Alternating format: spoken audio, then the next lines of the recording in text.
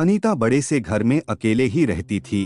वह अपना अकेलापन दूर करने के मकसद से जिम जाती, वर्कआउट करती और शाम को पार्क जाती थी। एक दिन पार्क में अनीता यूं ही बैठी थी तो उसके सामने एक 25 से 26 साल का युवक आकर बैठ गया जिसका नाम रवि था। उसने अनीता को एक नजर देखा और फिर अपने मोबाइल में व्यस्त हो गया।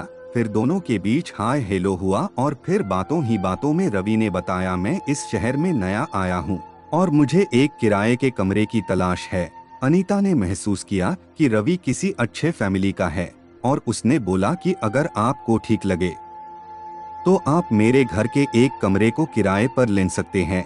रवि ने तुरंत ही अनीता का प्रस्ताव स्वीकार कर लिया और अनीता ने अपने घर में ही एक कमरा रवि को किराए पर दे दिया। कुछ ही दिनों में रवि और अनीता की अच्छी दोस्ती हो गई। अनीता देखने में बहुत खूबसूरत दिखती थी। विधवा होने के बावजूद भी उसने अपने आप को बहुत मेंटेन कर रखा था। शाम होते ही अनीता को पार्क में रवि के आने का बेसब्री से इंतजार रहता था।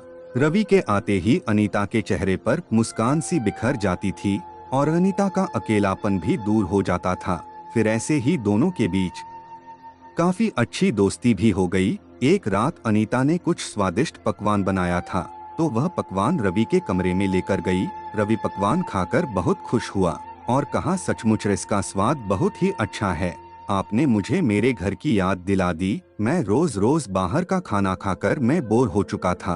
अनीता ने कहा, ठीक है, आज से तुम बाहर का खाना बिल्कुल भी नहीं खाओगे। तुम्हारा खाना मैं ही बना दिया करूंगी। तभी रवि ने कहा, नहीं, बेवजह आपको तकलीफ हो जाएगी। अनीता बोली, मैं खुद का तो बनाती ही हूँ, तुम्हारा भी बना दिया करूंगी। वैसे भी तुम बाहर का खाना खाकर बोर हो चुके हो।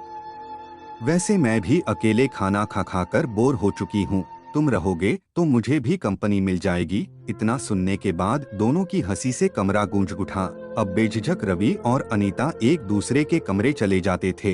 एक दिन अनीता की बेटी और दामाद उनके घर आए। बेटी दामाद के घर आने से पूरा घर का माहौल बहुत अच्छा सा हो चुका था। अनीता भी बेहद खुश थी क्योंकि बहुत दिनों बाद बेटी से मिलना हुआ था। पर अनीता की मुश्किल यह थी कि वह उन सब के सामने रवि से बात नहीं कर पाती थी क्योंकि घर में अजनबी इंसान को देखकर अनीता की बेटी ने अपनी मां पर बहुत गुस्सा किया था कि यूं ही किसी को अपने घर पर नहीं रखना चाहिए।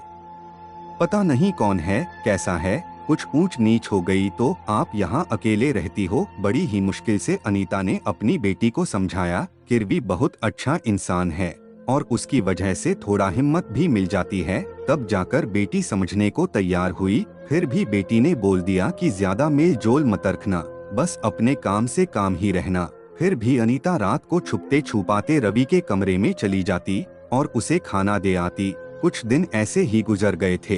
एक रात जब अनीता रवि को खाना देकर आ रही थी तो दामाद ने उन्हें रवि के कमरे से बाहर आता देख लिया। अब अनीता को कुछ कहते ना बना और वह अपने कमरे में चली गई।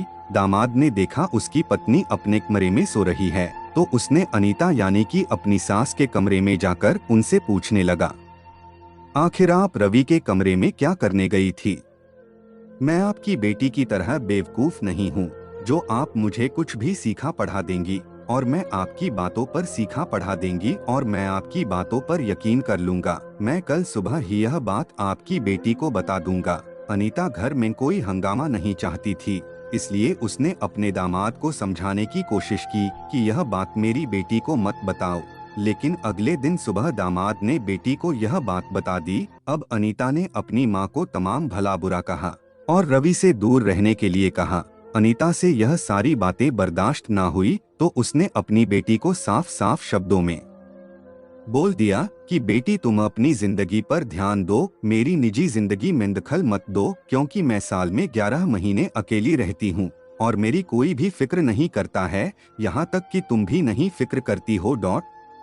तुम अपने परिवार में व्यस्त रहती हो। अगर मेरा सुख दुख में कोई साथी है तो उसको मुझसे मत छीनो। अपनी माँ की यह बात सुनकर बेटी का मुंह बंद हो गया और उसने दोबारा अपनी माँ की जिंदगी में दखल नहीं दिया। इसके बाद उसकी बेटी और दामाद अपनी माँ के घर से चले जाते हैं और अनीता अब खुल्लम खुल्ला रवि के साथ रहने लगती हैं और बरसों पुरानी अपनी सुखी जमीन को हरा भरा भी करती है। तो दोस्तों, ये कहानी हमें यही सीख देती है कि हमें बहुत से फैसले खुद से लेने पड़ते हैं, क्योंकि हमारी मुश्किल को सामने वाला नहीं समझ सकता।